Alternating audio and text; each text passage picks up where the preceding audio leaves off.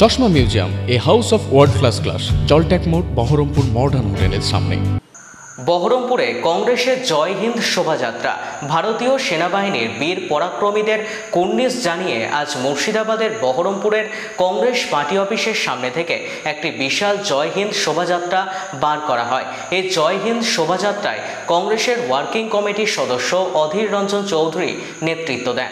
350 foot জাতীয় পতাকা নিয়ে এই শোভাযাত্রা বের করা হয়। বহরমপুর শহর পরিক্রমা করে এই পদযাত্রা শেষে সেনাবাহিনী ও তাদের পরিবারদের সংবর্ধনা দেওয়া হয়।